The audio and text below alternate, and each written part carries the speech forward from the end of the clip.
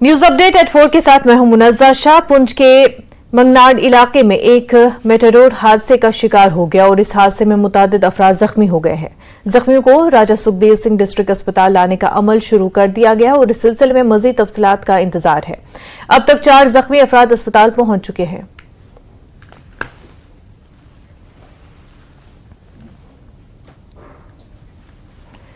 National conference के नायब सदर उमर अब्दुल्ला ने इल्जाम लगाया कि बीजेपी ने नेशनल कॉन्फ्रेंस को शिकस्त देने के लिए गुलाम नबी आजाद, अल्ताफ बुखारी और सजाद लोन को साथ लिया है। उमर ने कहा कि वो खौफजदा नहीं होंगे और न उन पर कोई फर्क पड़ेगा और उन्होंने इल्जाम लगाया कि 1970 के इंतखाबात के दौरान इस तरह के हथकंडे अपनाए गए थे जब जनता पार्टी ने मकामी जमातों और मजहबी रहनुमाओं से हाथ मिलाकर उन्हें शिकस्त देने की कोशिश की थी। लेकिन वो नारा थोड़ा अधूरा रह गया था। जिनको उस वक्त शेर कश्मीर का वो इलेक्शन याद होगा, उनको ये याद होगा कि नारा ये था, जनता वंता नहीं चलेगी, कश्मीर हमारी मां है। और आज बिल्कुल ये सेट है, क्योंकि उस वक्त का जनता आज ही भारतीय जनता और उसी तरह जिस तरह शेर कश्मीर के दौर में सब एक साथ आ गए थे शेर कश्मीर को हराने के लिए, उसी तरह बीजेपी वाले आज सबको एक स्टेज पे लाने की कोशिश कर रहे हैं। निशाना नेशनल कॉन्फ्रेंस और नेशनल कॉन्फ्रेंस का ही हल वाला निशान है।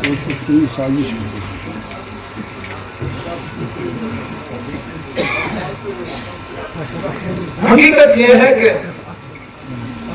वो इस गलतफहमी में है कि अगर वो कहीं डोडा के किसी लीडर को, मेरा कदर के लीडर को, कुपवाड़ा के लीडर को एक स्टेज पे लाएंगे तो हमें घबराहट होगी या हम परेशान हो जाएंगे।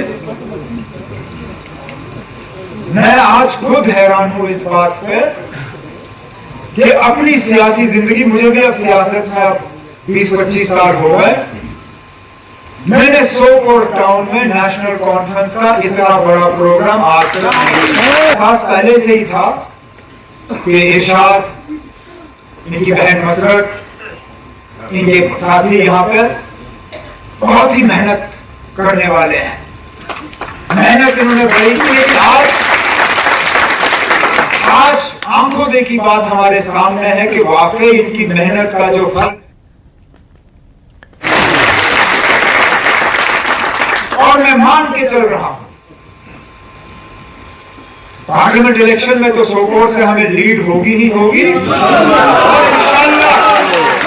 इंशाल्लाह सितंबर में जब असेंबली के इलेक्शन होंगे तो आपका यार और मेरा यार यहां का एमएलए होगा। उमर अब्दुल्ला के बयान पर डीपीएपी की तर्जुमान सजादा बशीर ने कहा कि उमर बीजेपी के ए टीम है। उन्होंने कहा कि वो और उनकी पार्टी थी जो बीजेपी के साथ हाथ में हाथ मिलाए हुए थे। सजादा ने कहा कि एनसी अपनी सियासी गिरफ्त खो चुकी है, इसलिए वो गैर महफूज महसूस कर रहे हैं। बताएं कि अभी नेशनल कॉन्फ्रेंस के वाइस प्रेसिडेंट उमर अब्दुल्ला का एक बयान आया है। उन्होंने कहा है और अक्सर कह रहे हैं अभी कि जो पार्टीज अभी फॉर्म हुए हैं, डीपीएपी अपनी पार्टी भी पार्टीज हैं, कहीं ना कहीं 71 में भी ऐसा ही हुआ था जब जनता पार्टी स्टार्ट की गई थी और वैसे ही कदमों पे इस वक्त बीजेपी चल रही है बाय फॉर्मिंग दीज पार्टीज। पहली बात तो उमर अब्दुल्ला को खुद ये सोचना चाहिए, वो तो ए टीम ही है, वो तो बाकियों की दूसरा बी टीम बताए, सी टीम बताए, whatever he wants to say it, but he is the party who has firstly joined the BJP. They were hand to hand to the BJP. Now they are insecure, they know that we cannot do anything on the field. तो वो ये बोलेंगे, उनका काम है ये बोलना। उनको पता है वो कहीं से ना जीतेंगे नहीं और लोग उनको धोखा देते गए हैं। 70 साल से वो लोग यही बोलते गए। अब तो रिसेंटली उन्होंने ये भी बोला था कि हम जी आर्टिकल वापस लाएंगे, और एक धोखा। ये तो इनको आदत है लोगों को धोखा देने की और बस लोगों को इसी में बहकाने की। Otherwise we know where we stand. सारी दुनिया देखती है, सारा जम्मू कश्मीर देखता है कि आजाद साहब जहां भी जाते हैं वेयर ही स्टैंड्स, लोग वहां से आते हैं। हमें इनकी तरह पैसे देने की जरूरत नहीं है। मैम ये कहीं ना कहीं आप आगे जो हैं कैंडिडेट्स के नाम जो हैं वो भी अभी आएंगे लोकसभा इलेक्शंस के लिए। हमने देखा जीएम सरूरी का नाम आया है, तो पार्टी में यहाँ से कोई कैंडिडेट्स जिनका नाम एक्सपेक्टेड है? Yeah, definitely, inshallah, very soon. Party president will declare the names, and ऐसा नहीं है. Party president knows who's the best for the people and for the people of Jammu and Kashmir. And very soon, maybe week or 10 days, the names will come up. अपनी party के senior leader गुलाम हसन मीर ने उमर अब्दुल्ला के इल्जामात पर कहा कि national conference के मुताबिक 77 उनके खिलाफ था और तो 87 का क्या होगा। मीर ने कहा कि जमहूरियत में नई पार्टियां या इत्तेहाद बनाना मामूल की बात है। मीर ने सवाल किया कि उमर को क्यों लगता है कि वो उनके खिलाफ इत्तेहाद बना रहे हैं। ये इत्तेहाद कश्मीर की बेहतरी के लिए बनाया जा रहा है। मीर ने कहा कि उमर को क्यों मिर्ची लग रही है। हसन मीर ने कहा कि अब यहां हिंदुस्तान मुखालिफ नजरिए को फरोग नहीं दिया जाएगा। 77 इनके खिलाफ था, 87 में इन्होंने कांग्रेस के साथ गठजोड़ करके यहां किसके खिलाफ वो गठजोड़ किया था? यहां कौन उनके खिलाफ था? यहां कौन सियासी जमात ऐसी ताकत थी जिसके खिलाफ इन्होंने गठजोड़ किया था? जब मुल्क की हर रियासत में कितनी जमातें होती हैं, इत्तेहाद भी होता है, मुखालफतें भी होते हैं, यहां इनको क्यों तकलीफ पहुंचती है? और तकलीफ क्या पहुंचती है? और ऐसा बयानिया बना रहे हैं गोया कि हिंदुस्तान जम्मू कश्मीर के लोगों के खिलाफ कोई साजिश कर रहा है और इसमें अपने आप को ये मजलूम पेश करना चाहते हैं। ये सारा कुछ शायद इनके खिलाफ है। इनकी ये कोशिश है ये दिखाना कि सारा हिंदुस्तान जम्मू कश्मीर के लोगों के खिलाफ है। ये पॉलिटिकल फाइट है, कोई सियासी जमात जाने। यहां कॉम्बिनेशंस भी होती है, नहीं भी होती है, हर एक को लड़ना है। अपनी पार्टी पिछले 4 साल से यहां बनी हुई है। इसी तरह पीपुल्स कॉन्फ्रेंस लोन साहब के जमाने से मिले ना मिले मुझे पता नहीं है, लेकिन अगर मिलते भी हैं इनको मिर्चें क्यों लगे?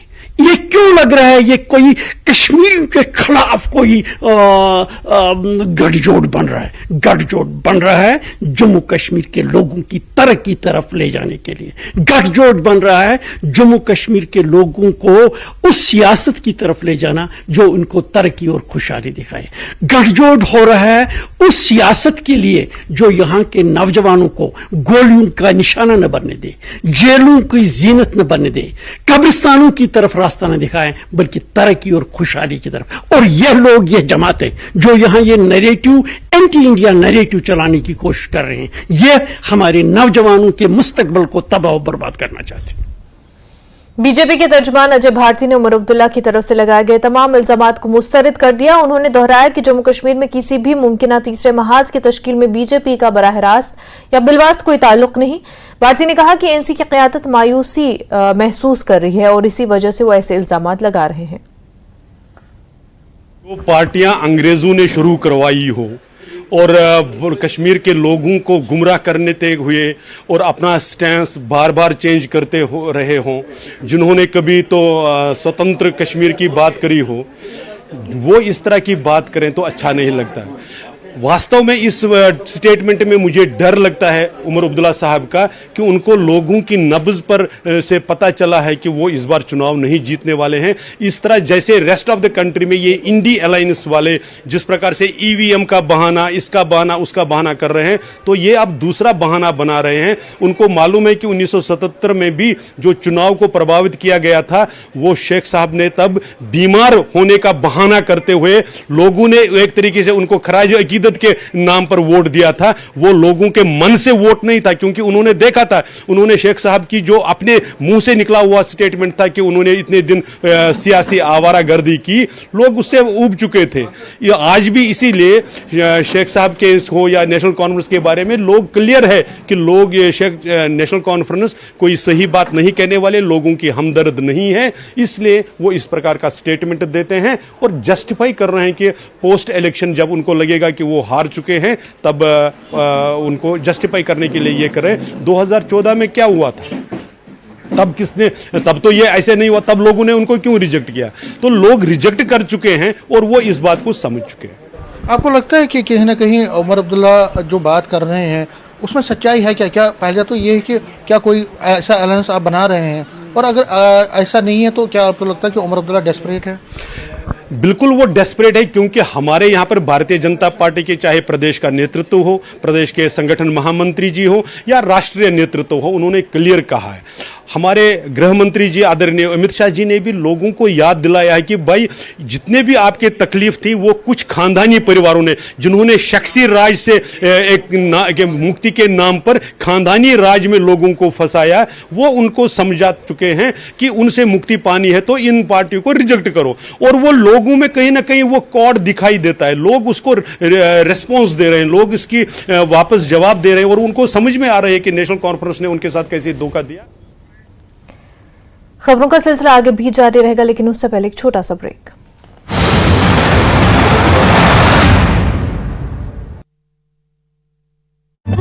हिमाचल कांग्रेस प्रभारी राजीव शुक्ल ने बीजेपी पर बोला हमला, कहा बीजेपी के पास अपने नेता नहीं है, किसी के जाने से नहीं पड़ेगा फर्क, कांग्रेस से संबंध। चुनाव को लेकर मुख्यमंत्री सुक्खू का बड़ा दावा, कहा उपचुनाव में सभी 6 सीटों पर जीतेगी कांग्रेस, लोकसभा सीटों पर भी है पूरी तैयारी। शिक्षा मंत्री रोहित ठाकुर ने संसदीय क्षेत्र के प्रभारियों और ब्लॉक अध्यक्षों के साथ की बैठक, कहा लोकसभा चुनाव को लेकर हुई चर्चा।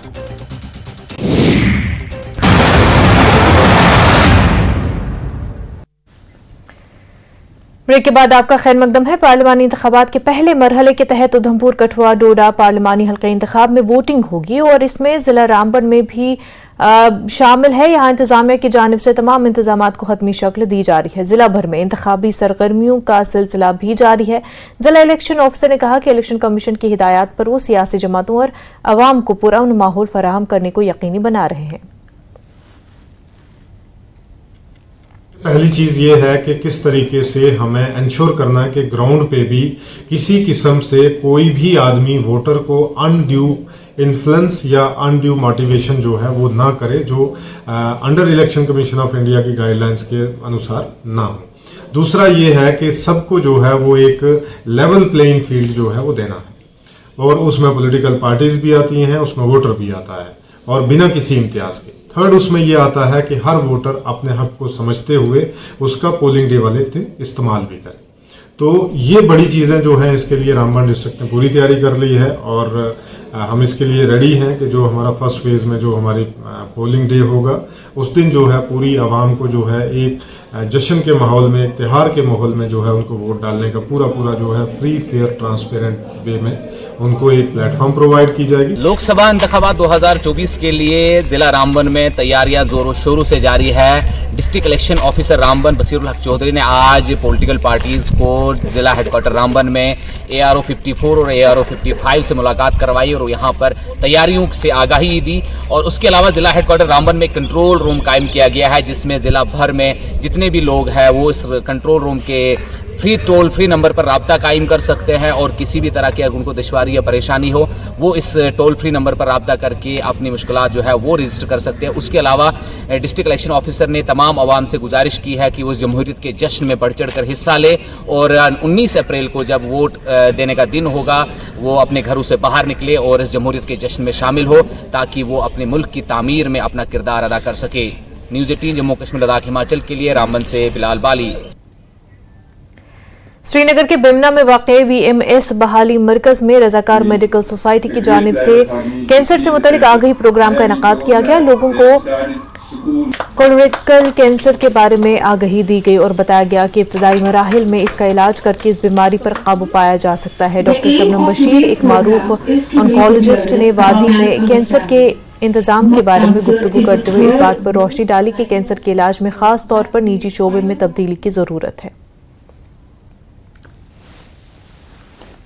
का जो इवेंट है ये हमारा 3rd ब्लूथॉन है, ब्लूथॉन 2024 जो कि annual colorectal cancer awareness event है कश्मीर का। ये इसका इनिशिएशन 2022 में किया था मैंने। ये हम करते हैं under the edges of association of colon rectal surgeons of India. लेकिन जहां हम इक्वालिटी की बात करते हैं, एक्सेस टू फैसिलिटीज़ की बात करते हैं, वहाँ हम इक्विटी की बात नहीं कर पाते हैं। देखिए हमारे पास में रीजनल कैंसर इंस्टीट्यूट है, स्टेट कैंसर इंस्टीट्यूट्स हैं, बाकी फैसिलिटीज़ हैं, डायग्नोस्टिक सेंटर्स हैं, लेकिन हर कोई उसको एक्सेस नहीं कर पाएगा। स्पेशली क्योंकि ये जो इस साल का प्रोग्राम है ये डेडिकेटेड था हमारे डिजेबल्ड लोगों के लिए, जो व्हीलचेयर बाउंड लोग हैं उनके लिए, स्पाइनल कॉर्ड इंजरी वाले लोग।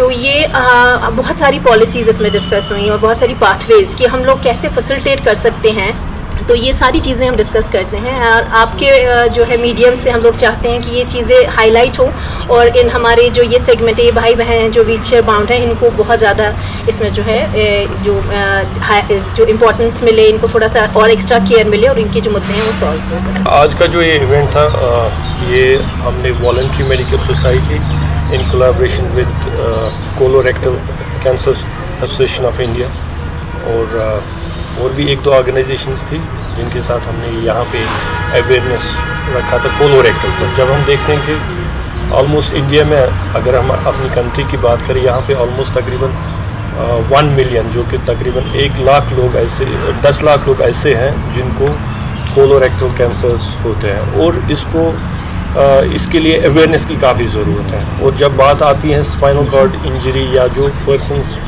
जो कन्फाइंड टू व्हीलचेयर होते हैं, जब बात उनकी आती है तो उनको they are prone to get this, क्योंकि उनको वो एनवायरनमेंट मिलता नहीं है, तो they are very prone to get this colorectal cancer specialist दोनों हैं। तो उन्होंने इस पर आज आपने देखा होगा कि उन्होंने काफ़ी इस पर बोला है, तो वो चीज़ है कि लोगों तक इसकी मैसेज जा पाए।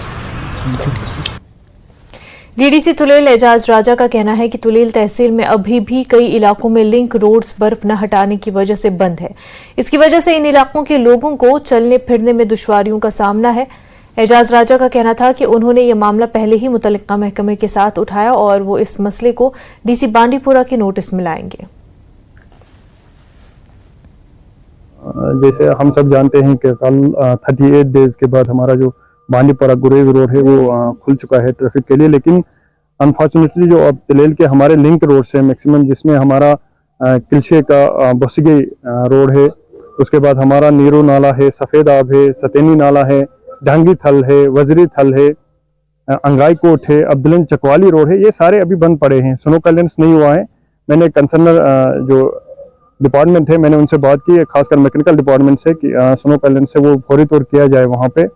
तो उम्मीद करते हैं कि जैसे कि हमें पता है कि ईद आने वाली है और रोज़ों का ये महीना चल रहा है, हमारा बाबरकत महीना चल रहा है, तो वहाँ के लोग भी तकलीफ में हैं, मुश्किल में हैं। तो मैं उम्मीद करता हूँ कि फौरी तौर जो है वो सड़कों पर से भी बर्फ हटाने का काम जो है वो मुकम्मल करके वो आमद रफ्त के लिए।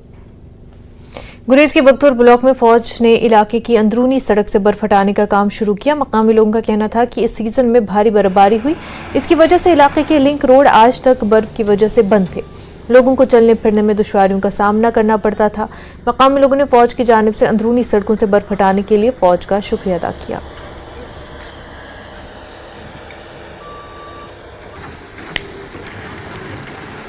हम इंडियन आर्मी का शुक्रिया अदा करते हैं कि जिन्होंने आज पहली बार यहाँ पर स्नो क्लियरेंस का काम किया है। उम्मीद की जा रही है कि आज जो जितने भी लिंक रोड है वो हम कनेक्ट कर दे। इसमें हम इंडियन आर्मी का और राना बटालियन का, खास करके राना बटालियन का तहे दिल से शुक्रिया अदा करते हैं। हम इंडियन आर्मी का शुक्रिया अदा करते हैं कि जैसे हम सब जानते हैं कि पिछले कुछ महीनों से बर्फबारी का जो सिलसिला था वो काफ़ी हैवी बर्फ गिरी थी। तो और आल जो हमारा मेडिकल डिपार्टमेंट के जो लोडर्स थे वो आए थे, उन्होंने वाज़ह तौर काम किया। लेकिन जो अंदरूनी सड़कें हैं, जैसे कि हम कहेंगे कि बख्तौर का जो हमारा मेन पुल पड़ता है, वहाँ से जो दाशी ए या डांगन की तरफ जो हमारा जो रोड जा रहा है, वहाँ पे अभी तक बर्फ़ नहीं हटाया था। लेकिन हम इंडियन आर्मी का शुक्रिया अदा करते हैं। जैसे आप खुद विजुअल्स में देख सकते हो कि इस वक्त हम यूनिट के जो राना बटालियन जो यूनिट है, मुकामी यूनिट, उन्होंने अपनी JCB यहाँ पे लगाई है और वाज़ह तौर उनके जो बहुत सारे जवान वहाँ पे तैनात किए गए और वाज़ह तौर इस वक्त काम चल रहा है। हम इनका तहे दिल से शुक्रिया अदा करते हैं। सिविक एक्शन प्रोग्राम के तहत त्राल पुलिस ने इंडोर स्टेडियम त्राल में लड़कियों के लिए एक रोजा बैडमिंटन टूर्नामेंट का इनेकाद किया। सब डिवीजन त्राल की 12 टीमों ने इसमें हिस्सा लिया। टूर्नामेंट के इख्तिताम पर जीतने वाली टीम के साथ साथ रनर अप टीम को ट्रॉफी, मेडल्स, सर्टिफिकेट्स और नकद इनामात से नवाजा गया। तमाम शुरा में सर्टिफिकेट्स तकसीम की गई। SDPO त्राल ने इस बात का इजहार किया कि पुलिस इलाके में खेलों और दीगर सरगर्मियों को फरोग देने के लिए पुरअज़्म है। प्रोग्राम के तहत जो बैडमिंटन टूर्नामेंट गर्ल्स के लिए ऑर्गेनाइज हुआ है, इसमें हमने जो त्राल के अतराफ के जो हमारे जो स्कूल्स है, कॉलेजेस हैं, उनको हमने इनवाइट किया है। उनकी पार्टिसिपेशन हमने सीख की है उनके लिए हमने मोमेंटोज विनर्स के लिए ऑलमोस्ट ऑल पार्टिसिपेंट्स के लिए मेडल्स वगैरह रखे हैं, तो ताकि वो इनकरेज हो, उनकी हौसला अफजाई हो और हमारी स्पोर्ट्स एक्टिविटीज़ में ये जो हमारी पॉजिटिव एक्टिविटीज़ में हमारी स्टूडेंट्स की, बच्चों की पार्टिसिपेशन बढ़ती रहे। हमेशा ये कहता हूँ कि हमारे नौजवानों को हर एक पॉजिटिव एक्टिविटी में जो उनको किसी भी मुस्बत काम में लगाएं उसमें पार्टिसिपेट करना चाहिए। उसमें स्पोर्ट्स का बहुत ज़्यादा अहम किरदार है, उनमें उसको आना चाहिए और इससे हमारे जो ड्रग्स की मेंस हमारी समाज ने जिसको खा रही है उससे भी हमारे बच्चों से दूर रहेंगे। जब उनका दिमाग अच्छी चीज़ों में लगेगा तो बुरी चीज़ों से वो दूर रहेंगे। सिविक एक्शन प्रोग्राम के तहत पुलिस डिस्ट्रिक्ट अवंतीपुरा के जेर एहतमाम लड़कियों के लिए जिला सतह के बैडमिंटन टूर्नामेंट का इनेकाद हुआ। जीडीसी पामपुर में इनेकाद किया गया और इसका इफ्तिताह एसडीपीओ अवंतीपुरा मुमताज अली भट्टी और एसडीपीओ पामपुर कृष्ण रत्न ने किया। GDC Awantipora, polytechnic college Awantipora और इस्लामिक यूनिवर्सिटी अवंतीपुरा की 8 टीमों ने इसमें हिस्सा लिया। पर सिविक एक्शन प्रोग्राम के तहत गर्ल्स बैडमिंटन टूर्नामेंट का इनेकाद किया गया, जिसमें टोटल 8 टीम्स जो कि GDC Awantipora, polytechnic college Awantipora और आईयूएसटी अवंतीपुरा से पार्टिसिपेट किया। बच्चियों ने बड़े जोश व खरोश से इसमें हिस्सा लिया और आईयूएसटी की टीम जो है वो इसमें विनर रही और पॉलिटेक्निक कॉलेज अवंतीपुरा की टीम जो है वो रनर अप रही। इन सब से बेसिकली क्या है कि हमारा जो जे&के पुलिस का एक मोटिव है कि बच्चों को स्पोर्ट्स की तरफ प्रोत्साहित किया जाए और साथ ही उनको इनकरेज किया जाए, तो इसी सिलसिले में यहाँ पर ये टूर्नामेंट का इनेकाद किया गया था और बड़े खुशगवार माहौल में ये टूर्नामेंट हुआ और बच्चों ने बढ़ चढ़ कर इसमें हिस्सा। अच्छा लगा खेल के, और जिनने पुलिस अवंतीपुरा डिस्ट्रिक्ट वालों ने यहाँ पे मैच कंडक्ट किया था, थैंक यू सो मच, बहुत अच्छा लगा। आई होप आगे जाके भी लड़कियों के लिए ऐसे ही मैच हो बैडमिंटन के लिए। डिस्ट्रिक्ट पुलिस है, जो हमारी यहाँ की पुलिस है और जो हमारे मैनेजमेंट है आईयूएसटी अवंतीपुरा के, it was a great opportunity और बहुत अच्छा एक्सपीरियंस रहा सबके साथ मिल जुलना, सबके साथ खेलना, नए एक्सपीरियंसेस देखना। तो it was good time and we had fun and we won. National conference के नायब सदर उमर अब्दुल्ला ने डाक बंगला सोपोर में एक बड़े वर्कर्स कन्वेंशन से खिताब किया। उमर ने कहा कि उन्हें मरकज के वादों के बारे में खदशात और शकों को शुबहात हैं, क्योंकि उन्होंने लद्दाख के लोगों को छठे शेड्यूल मामले पर धोखा दिया। उमर ने कहा कि वो किसी भी वक्त अपना इरादा बदल सकते हैं। उन्होंने कहा कि तमाम 5 लोकसभा सीटों पर बीजेपी की शिकस्त के बाद वो अफस्पा की मनसूखी को भूल जाएंगे। उमर अब्दुल्ला ने कहा कि नेशनल कॉन्फ्रेंस के पास बीजेपी समेत तमाम पार्टियों का मुकाबला करने की काफ़ी ताकत है। इस मौके पर नासिर असलम वानी, जावेद डार, इरशाद रसूलकार, मसरतकार सजाद रफ़ी, जावेद बेग और दीगर रहनुमा भी मौजूद थे।